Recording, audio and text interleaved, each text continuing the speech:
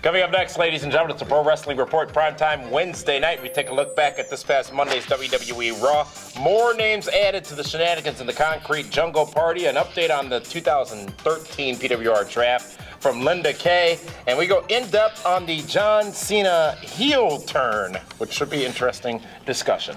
All that coming up next, along with a look back at tonight's WWE main event, right here on Primetime Wednesday.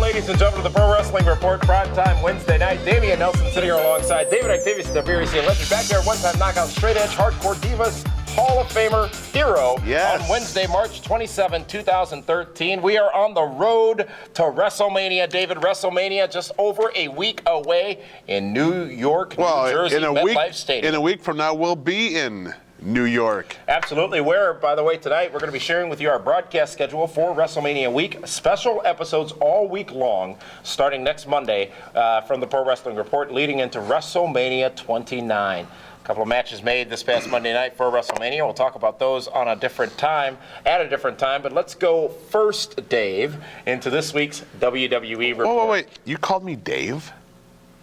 Oh, my good God almighty. I'm not used to that.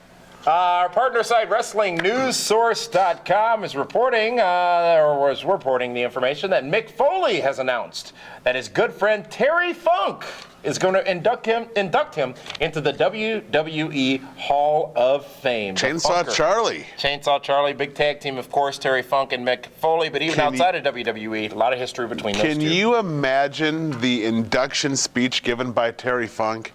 It is going to be everywhere and all over the place. In the Hall of Fame? I think he got inducted with Dory, didn't he? I think he is in the Hall of Fame. I think it was in Houston he went in the Hall of Fame. But it's going to be one hell of a story night with Terry Funk. Is this the right person to induct Mick? It's the only person to induct Mick Foley. That is probably very true. Terry Funk, legendary in his own right in professional wrestling. And you remember, of course, as you talked about Chainsaw Charlie, they were a big and formidable tag team. I think it was WrestleMania 14 where they had the dumpster match with the New Age Outlaws. Yes. And I think Road Dogg will say to this day still that was one of the toughest matches he's ever been in. And if you go back and watch that matchup, folks, it was brutal. Brutal in a good way, though. I mean, Terry Funk is known as a hardcore wrestler, but he's really a tremendous technical star. That he is. Another person who was a tremendous technical superhero, I guess, was the Terminator. Arnold Schwarzenegger is going to be inducting Bruno Sammartino into the WWE Hall of Fame at Madison Square Garden on Saturday night, April 6th.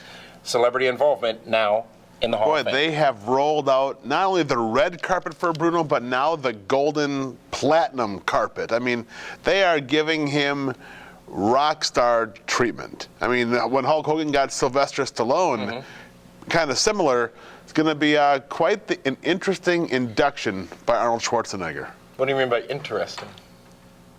Well, a whole lot of different things can happen that night. I'm having difficulty making the connection.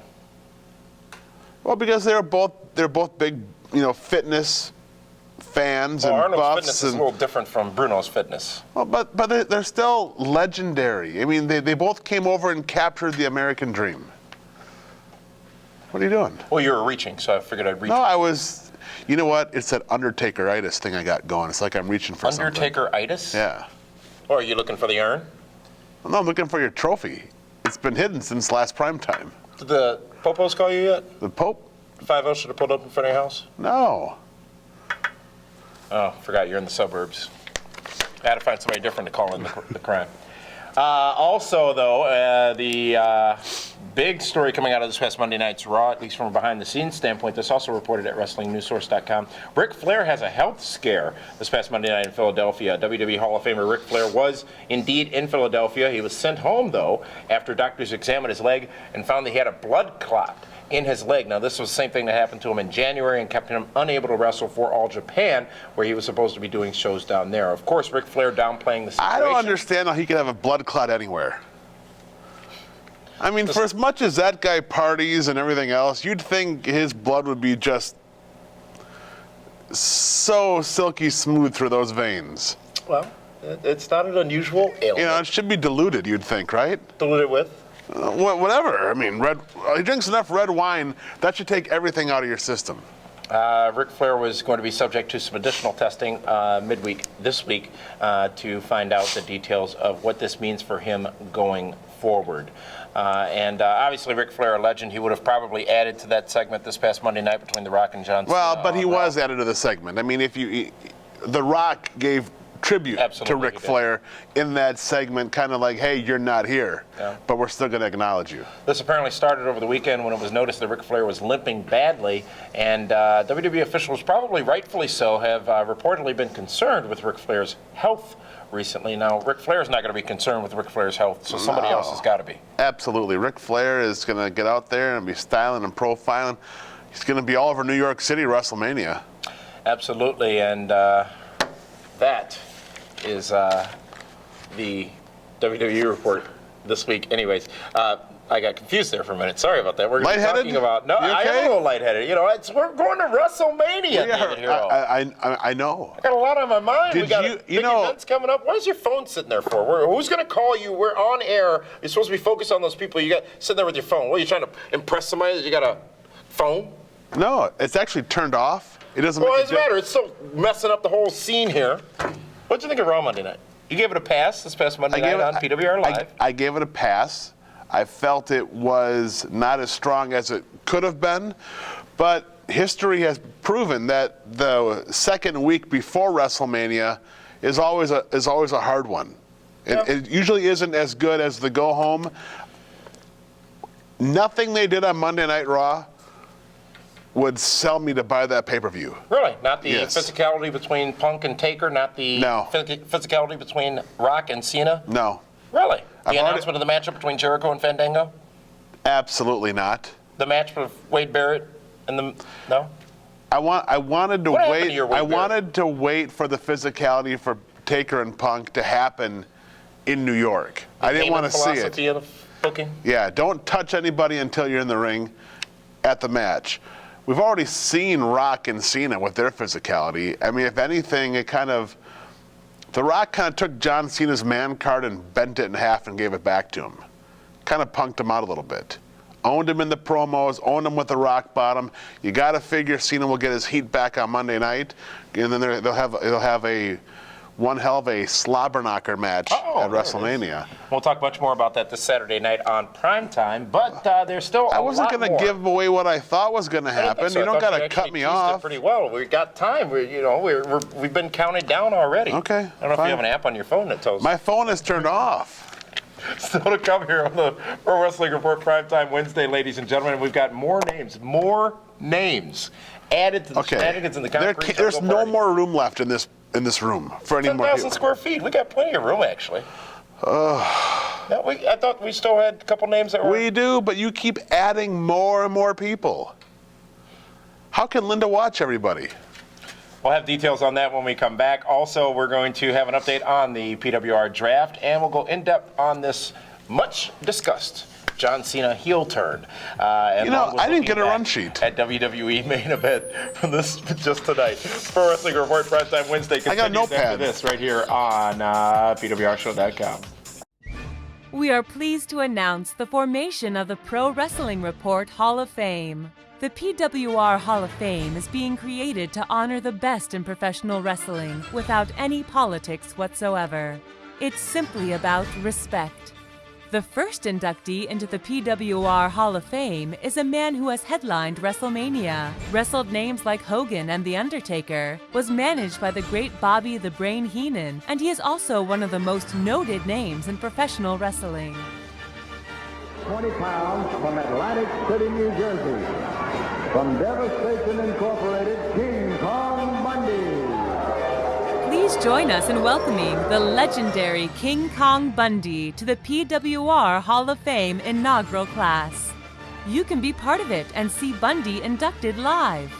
The PWR Hall of Fame induction ceremony will be held in Manhattan on Friday, April 5th at the Hotel Pennsylvania. Tickets to the ceremony are available now at pwrshow.com.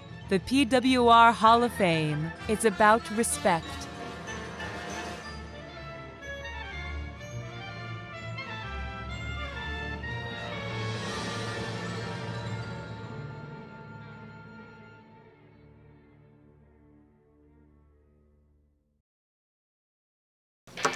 Welcome back, ladies and gentlemen, to the Pro Wrestling Report Primetime Wednesday. Davey and Nelson sitting here alongside David. I got Hero. my run sheet. And, shenanigans in the concrete jungle. David, we talked about it a little bit before. You know what? We're going to keep talking about it because it is the biggest party event coming to Manhattan during WrestleMania weekend at the Manhattan Wrestling Headquarters, Hotel Pennsylvania, which I'm now referring to as the Hotel Motel Hotel Pen. You like that? Meet me at the hotel. That's fantastic. I'm there for business. You can get all your... The party's called Shenanigans. What do you mean you're there for business? Wow. Big names. Saturday on Primetime, we announced that Jim the Anvil Neidhart, one half of the former Hart Foundation, will be joining us at Shenanigans in the Concrete Jungle. The Hart Foundation is still there. They're not former. And another big name, though, added. Yes. If you follow us on Twitter, at PWR Show on Twitter, you found this out on Tuesday. Wow, this one's huge, David here. Former Intercontinental Champion. This one is huge. Former tag team champ. WWE? Yes. Spent some time in TNA, spent some time in WCW. He's a son of a legend. Gold Dust, the golden one, will be large and in charge at Shenanigans. And he will be there in the golden paint and everything and photo what do you ops. call those? In his gimmick? It's his gimmick. Yeah, he'll be all gimmicked up. I'm still learning Yeah, these terms. That's okay. So. Big news. Tickets available at pwrshow.com, but another big news story coming out of Shenanigans, David Hero. You know, a lot of people want to make sure they get an autograph from everybody. Right. And meet everybody Yes. on that night. Yes. So a very limited number of all access passes are now available as well at pwrshow.com. All access meaning every talent that's there, when you're there, you will get an autograph for a discounted rate. You buy it in advance. Only about 20 of those are going to be available. Yes. There'll be over 1,000 people at this party, by the way. So be sure to get that and get it where you fit in. You could also add an open bar option to your already purchased ticket at Shenanigans. And I don't know if you're going to get a wristband for that. I Open bar? won't need a wristband because once again, I said I am there for business. Hashtag Shenanigans in the Concrete Jungle, PWRshow.com. I heard Linda has bracelets. Well, Linda's got an update on the 2013 Pro Wrestling Report draft, and the news is all good for both of us, actually. In this case, Better some for other me. matches announced just today, including the endorsed Cody Rhodes, now in a WrestleMania matchup. That happens this Sunday, but next Sunday. But now let's go to Linda over in Studio 3C to give us an update on the draft. 3C. Linda, take it away. Going into the final event, WrestleMania, the Nelson family already has 310 points with the announced matches to the 250 points gained so far by the Super Friends. If the draft ended today, the family would win by 130 points. Here are the totals as of today. The Nelson family with 2,575 points, and the Super Friends with 2,445. That's this week's draft update, and we'll see you after WrestleMania for the final scores. Well, David Hero, things are a little closer now. Congratulations. Tensai finally paying off for you. Finally. And you got to figure he's going to get me the big victory as well. Absolutely not. Cody Rhodes wins that matchup. Doesn't matter. Cody's on my team also. I'll give you those points. That's fine. Okay. Because I got so much room to play. Not that much. What is that thing Cesaro does? With the horn? So the Santino? trombone thing you're doing there? Let's go to this week's in-depth segment, ladies and gentlemen. And David, here a lot of talk over the course of the week from John Cena's performance this past Monday night. John He Cena. is teasing the heel turn. Of course, he teased it last year. It was a little before WrestleMania, though. Remember, that was during the whole hate Cena with Kane thing, or eliminate the hate, erase the hate, whatever it was. Now, Cena's facial expressions, his words, his delivery, and some pointed comments at the fans got a lot of people thinking that perhaps he's going to walk out of WrestleMania the bad guy, if you will. Well, he's going to be booed regardless. No matter what happens, he's going to be booed at WrestleMania. The thing is, can WWE Entertainment afford to turn CM Punk and John Cena, their two strongest baby faces, heels, all within a year's time? I don't know if it's easy for enough people to interpret why John Cena is so beneficial to WWE as a face, as a good guy, if you will. We've seen the Make-A-Wish stuff. We've seen the merchandise. Kevin Nash talked about it last Saturday right here on this very program about the money that John Cena equals. It seems as if that risk is far higher than any perceived value that they would get from turning John Cena a bad guy. But I will ask you this. Coming out of WrestleMania, what do they have? Well, last year was Brock Lesnar at the Raw after Mania. They got some momentum out of that. And Brock Lesnar can still be there after WrestleMania. He can. But then you got to figure, what about Ryback? He's kind of been devalued. They may have to bring his stock back up again. I think it's got to be more substantial. Again, you look at last year. Then they have to do a draft. Because right now, all the strong babies are on the SmackDown brand. You got Sheamus, Cody. You got Randy Orton, Big Show's the tweener. You know, you may have to bring Ziggler's somebody. officially on SmackDown. But he's not a babyface. You may have to bring him over to the Raw brand. It's been a while. What's it been, 2 years since we had a draft? I think so. It's time to shake things up again. But now with the Raw Super Show, do you need a draft? Well, they got to make some noise coming out of WrestleMania. They got to make some noise at the Izod Center on Monday night after Mania. Last year they did it with Brock Lesnar. The original question is John Cena that noise? Is a questionable win by John Cena that noise at WrestleMania? Not necessarily that he had shenanigans, if it's questionable, then you now open the door for match number 3. Mm-hmm. The rubber match, if you will. Yes. And will people complain about that? That's a good question. I mean, that one may be at SummerSlam. Yeah. You know? Interesting. Well, we'll continue this discussion actually Friday on Hot Tag, hashtag Hot Tag. So get your tweets out, ladies and gentlemen, and let us know what you're thinking about this situation. I had to touch my microphone's all jacked up. What are you doing to me here this week? I'm not touching your mic. It was in my hand. So get your tweets at PWR Show on Twitter and let us know what you think. And we'll share that on Friday's Hot Tag, hashtag Hot Tag. But David Harold, just tonight on Ion Network, it was WWE Main Event, and it was another night where Antonio Cesaro suffered a loss in a non-title matchup. Somebody hates him. Somebody? Somebody. He's hated. Can anybody tell me why? I mean, he loses every non-title match out there. He still matters more than Wade Barrett, though. I don't know about that. People don't give a damn about Wade Barrett. I don't know why they should. I don't know why. Do you know why they like Cesaro more? Because he's a Ring of Honor guy. That's why. I'm talking pop crowd fans who don't know Ring of Honor. Is Cesaro booked on WrestleMania? No. There it is. So there you go. So who matters more? Let's be real here. We sat in the Bradley Center, SmackDown. Nobody cared about Wade Barrett. Raw this past Monday night when he came down the aisle. Nobody cared about Wade Barrett. I was sitting right next to Donald Driver, and he was cheering for Wade Barrett with me. That's one of 8. Donald Driver, Dancing with the Stars, world champion. His cheers sound the same as everybody else. No, they don't. His voice is a little bit deeper. I don't know why you're in denial. Wade Barrett has floundered. He's not. You called him a fish? No, he is not as strong as he was and as he should be.